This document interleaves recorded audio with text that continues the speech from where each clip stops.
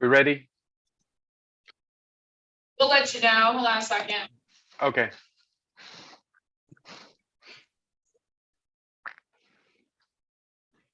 Okay, we're good to go, Frank.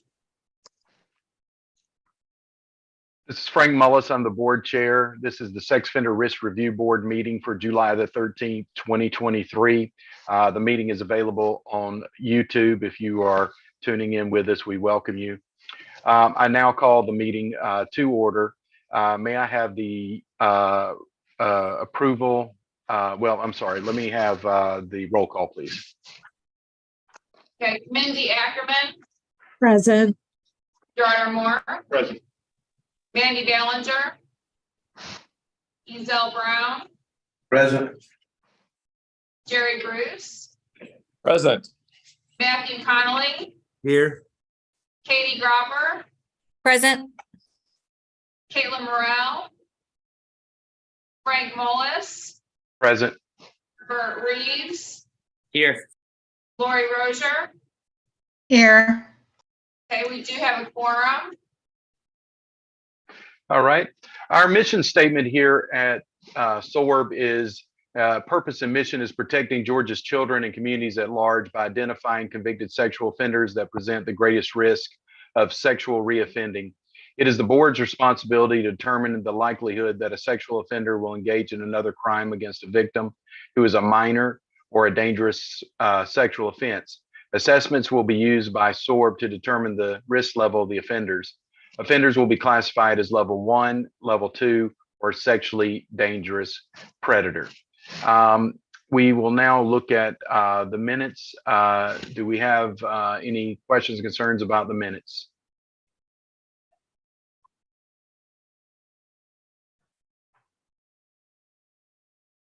Do I hear a motion we adopt the minutes? This is Ron, and I move that we adopt the minutes from the June 8, 2023 meeting. Do I hear a second? Here's a second. All in favor, say aye. Aye. Aye. Any opposed? Motion carries. Unfinished business, Tracy.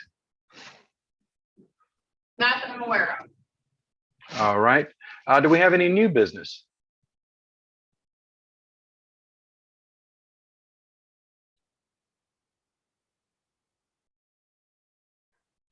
When will our next meeting be? Tracy, are you going to notify us in the executive report?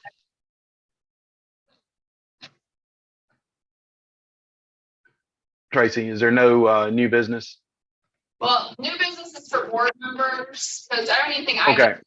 executive director report. Okay, so let's move on to the director's report then. Okay. All right, I thought I'd give you guys some information, just interesting kind of stuff as I start putting numbers together about this time of year from the previous year. I usually do year to year, it's easier than fiscal period to fiscal period. So in 2022, sorry, when I was looking at our court ordered cases, because it's been of interest to me, and I know other people, how many sex offenders from other states are moving to Georgia and then requesting to be removed from the registry. So in 2022, we had a total of 170 court-ordered cases, meaning they're getting SORB to level them to then request removal from the registry. And of those 170, 39 of them were out-of-state sex offenders, which is about 23% of those who are getting orders to come off the registry. And right now for this year, it's looking to be about the same. It's about 25% right now. But just to kind of give you an idea about that. The other thing I'm looking at is, especially with Merriam's Law, as well as we had started this process before Merriam's Law, probably a year or more before that, in trying to identify the highest risk sex offenders based on the criminal history, having more than one sex offense in their criminal history. And so we go through and we identify those, and we also identify like one offense cases. It's a way to expedite cases. So, but the immediate priority cases, which again, those are the ones that would fit into Merriam's Law as an example, just to make sure we're trying to process those higher risk offenders quicker than the others in the sense that we already know that they're more dangerous. And so in 2022, we identified 134 cases that were immediate priorities. And once we leveled those, 61% of those were predators. And then 39% of those were level 2 offenders. So just kind of an information thing, can I give you some kind of picture on what that looks like? So we have 82 of 134 were predators last year. And then I'm, keeping up with those stats and seeing what that looks like each year. So when I said we identified 134, let me change that. We classified 134 immediate priorities. We've identified more than that. It's just a matter of getting to those cases. So just want to give you guys some numbers. Okay, thank you. Any questions for Tracy on that? Okay, and then the next thing is that our next board meeting is August 10th. And that is all I have. It's been pretty quiet for this term. All right. We are now going to move on to the review of cases. Tracy, would you discuss the leveling process for us? Yeah, so we received various names through various agencies as to who needs to be leveled. And our investigators then select individuals to start requesting documentation of those offenders. Then the evaluators will classify them based on their criminal history, based on their prison behavior, based on community supervision behavior, and based on their treatment behavior, if there is any, in their success or lack of success in treatment. They will then put the information together, score risk assessments that are national, and make a recommendation to the board. Board members then read them as they're completed without any identifiers, meaning board members do not know the names or any identifiers for offenders for objectivity.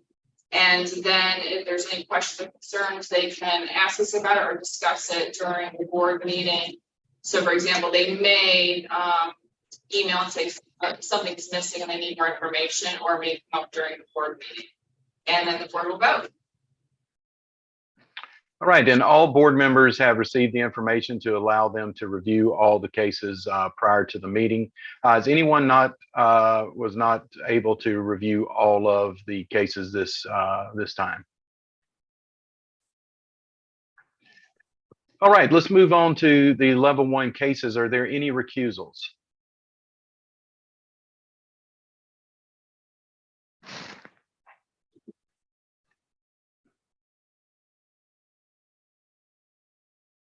All right, we have 19 level 1 cases, and I believe, Bert, was it a level 1 case that you wanted to bring up? Yes. Is now the appropriate time? Yes. Okay. Yeah, it's case 26840. And I guess really question, I'm sure we've seen cases like this before, but the individual was, upon release from prison, he was deported, and so never started supervision. He was categorized as a level 1. When you read the nature of the offense, it was an adult having a relationship with a 13-year-old girl that he knew was 13. By his own admission, he knew was 13 and had been having that for a year or so. I don't think that's level 1 conduct. And so my question is the fact that he was deported, does that factor into why he's deported and was never put on supervision or never actually supervised? Does that contribute to why he's a level 1? And if it doesn't, I'm not comfortable labeling that. If there's a reason why those factors would make it a level 1, then I would, I'm up to hearing more. But if not, I'm not comfortable with that fact pattern being level 1. And I realize he's not in the country anymore, but as we all have seen, a lot of times folks that are deported come back. And if he were to ever come back, then I think that we would want that supervision level to be higher if he was caught. And the other thing, I don't know. I look at the case, I look at, he was charged with child molestation, which was certainly the proper charge by his own admissions. But he pled down to statutory rape. Anybody that's seen this stuff play out in court, my guess is probably the victim they could not find the victim.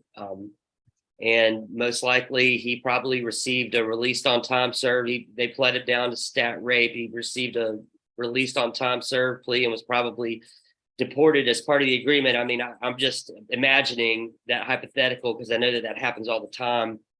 But anyways, all that being said, I just don't think that fact pattern is level one. I'm totally up to hear other folks. Before the discussion, I can tell you that anybody being deported does not play any role in risk determination. So if that's the case, then I'm not comfortable with this being a level one case. And I don't know if the best thing to do would be to pull it and discuss it at the next meeting, or if there's other information that could supplement what we know. But I personally do not think that that's a level one fact pattern in my mind. And Bert, just so I'm understanding, where did you see the elevated risk in his case? Well, the fact that his conduct went on for a year, by his own admission, that he had known for a year that she was only 13 and they had sex daily. So I mean, that's a sexually dangerous predator in my mind. The elevated risk is that he, by his own admission, did it for a year knowingly. And so that's just the way I see it. I think what Bert is describing is the same thing that I have struggled with since I've been on the board, in that, like, the actual index offense, like the severity and depravity of the index offense is not really like the risk increasing factors, I guess. And so that's been very hard for me I think that's what he's sort of articulating, is like the nature of the offense itself not being, for recidivist purposes, the best predictor of reoffending. And that has been difficult for me because we have had some pretty heinous fact patterns that have been level ones in terms of the charge conduct. So is that, Bert, kind of what you're bingo with? Yeah. When obviously we're looking at some of the like post-conviction, I guess, risk increasing factors, but in this particular fact pattern, we don't have the benefit of knowing how he would have done on supervision, whether he would have complied with sex offender treatment, whether he would have violated in any way, because we don't have the information that would be gleaned from community supervision. So, and again, this is clearly, I'm reading the report. His own admission is an admission to child molestation, aggravated child. I mean, his own admission is to that. And so I can't help but look through that lens on this. What happened in court, but by his own admission, this case is, a very serious case. And I think that I'm not comfortable putting my name behind saying that that level one treatment is appropriate. I get it. He's not here anymore, but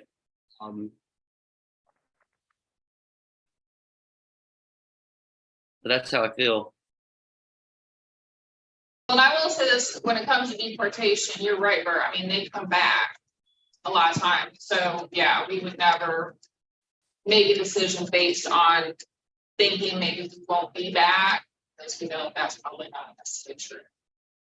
I know it's not really our job to read into the fact pattern, but Bert, you were kind of like trying to fill in the gaps based upon what was presented. Based on my experience in these cases and the facts we were given, I assumed that this was in some ways the cultural normalization of sexual relationships with young girls in the Hispanic community, because we get that a lot, where it is very normal and for 12, 13-year-old girls to be engaging in sexual relationships with adult males, and it is accepted in a family setting. And you know, I've seen numerous cases where there were parents in the home condoning the relationship because that is culturally normalized. And so I was viewing this risk assessment through that lens, but that may be completely off base, and I don't know that that's necessarily our role, but.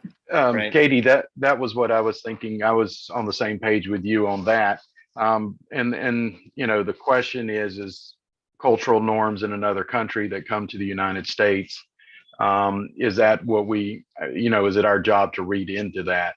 And but obviously, if it's a cultural norm and he does come back, does that pose a risk that he will be engaging with other 13-year-olds? That is a good question. But you know, the other thing I'm looking at is if we're looking at the scoring criteria on the statics, the length of time that the offending occurred isn't a scoring factor. Right.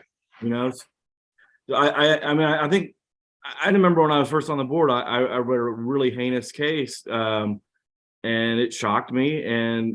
But based on the scoring criteria, it was a level 2, because it was, not to get it too far off topic, but I think sometimes we have to be careful that we're not just going on or maybe an emotional versus, you know, what criteria we have. We have to look at what the scoring criteria that we have. Otherwise, you know, a lot of things are going to get called into question. I mean, because there are fathers who will abuse their victims for several years as well, but yet they're still labeled as a level 1. How do we view, I mean, this is a discussion we've had before, but I view somebody who committed a one-time hands-on offense very differently than somebody who has done it over a period of years. I don't know that scoring wise that makes a difference on the measurements we have, but I think it makes a difference to me in terms of my view of it. But it's, And we don't, like from a legal standpoint of well, how they should be charged and what sort of punishment they should receive would be different for sure. But if we're looking at it as you know, risk factors, this isn't, as far as I know, this isn't a known risk factor that would elevate one's risk.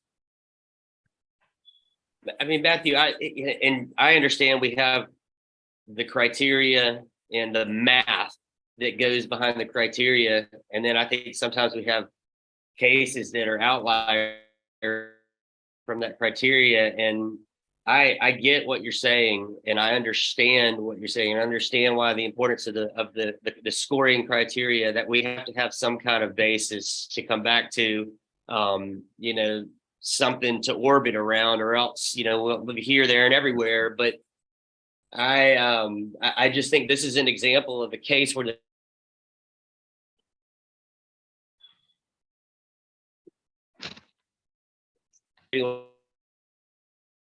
it landed based on the criteria that we have to look at. But I just don't see this as a level 1. I'm not comfortable with that. So do we want to pull the case and send it to committee then, Tracy? Yes, because I don't know that it would change with the evaluator, because we're looking at both static factors, which is the risk assessment Matthew's referring to, but we also look at the stable and acute factors that have to do with outliers. And so I don't, there is not any research that we're aware of, say the time frame, the length of time somebody is abusing one particular victim is associated with once they're caught for having committed that sexual offense. So probably it's not going to change with our evaluator. So yeah, we would need to pull it for the committee. Okay, so do I hear a motion that we pull the case and send it to committee? I make that motion. Do I hear a second? A second. All in favor? Aye. Aye. Any opposed? Okay, Tracy, we'll pull that case and take it to committee, and we'll look at that in August. And something I want to bring up, because I didn't honestly think of this. You could still, if you chose to take a vote, it just takes the quorum, the majority, on either side or to pull it. So you always have that option to do both, just for future reference. Okay, thank you. That- Are there any other questions or concerns about any of the other level 1 cases? Okay, do I hear a motion to adopt the level 1 cases other than the one that was pulled as presented to the board for review?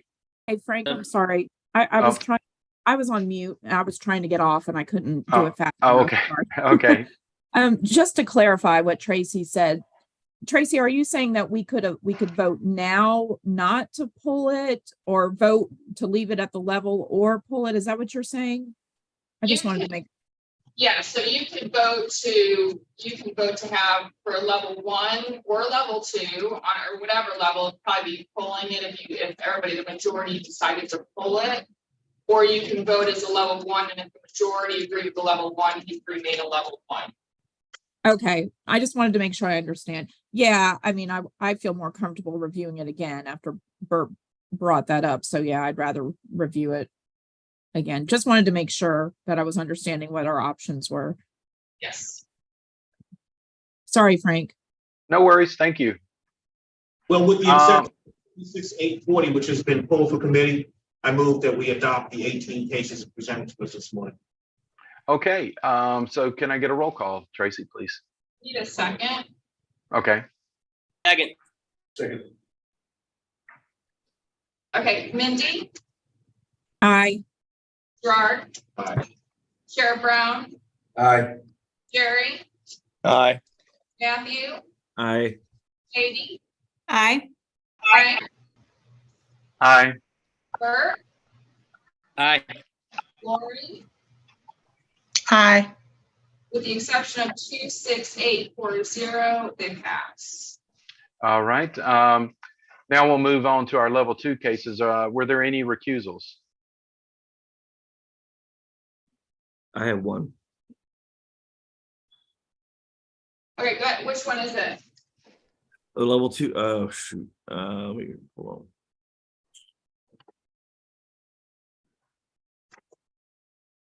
It is case number 12785.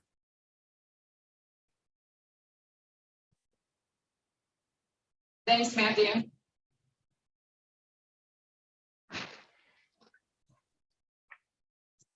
All right. Are there any members who have questions, comments, or concerns about the level 2 cases?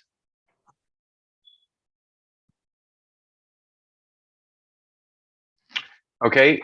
Do we have a motion to adopt the level 2 cases that have been presented to the board? I move that we adopt the 17 level 2 cases as presented this morning. Okay. Do I Second. hear a second? There's a second by Bert. Tracy, could we get a roll call, please? Yes, Mindy, Aye. Gerard, Aye. Sheriff Brown, Aye. Jerry, Aye. Matthew, I, Katie, Aye. Frank, Aye. Bert, Aye. Lori, Aye. they all pass, including the case that Matthew was rejected. All right. Thank you. So now we'll move on to the 8 sexually dangerous predator cases. Are there any recusals for these?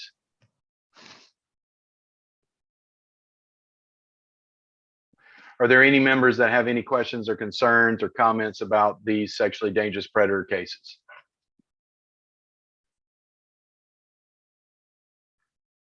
Do I hear a motion to adopt the sexually dangerous predator cases?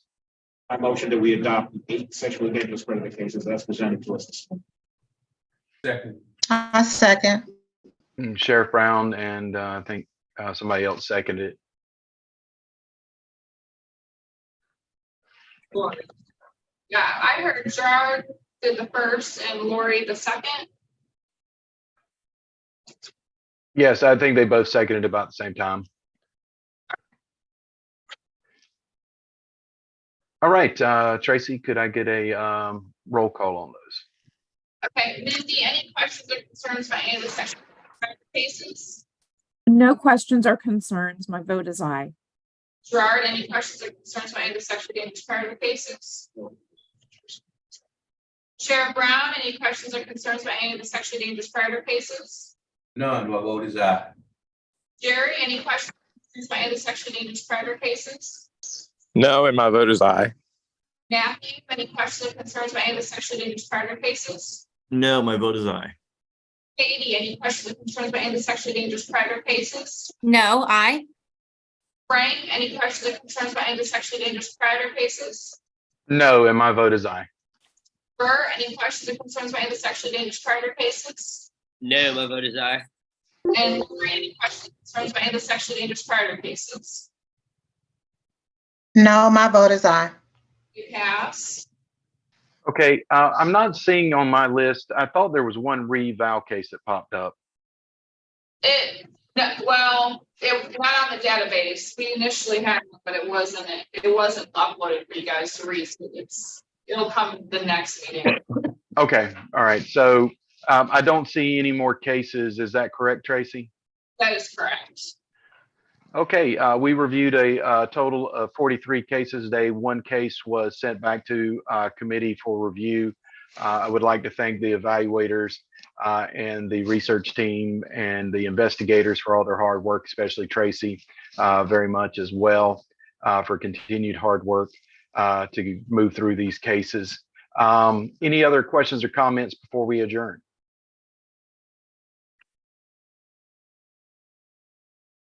All right, do I hear a motion that we adjourn the meeting? So move. Do I hear a second? Second. All right, all in favor, say aye. Aye. Aye. Aye. Aye. See Great you, month. see y'all next month. Bye-bye.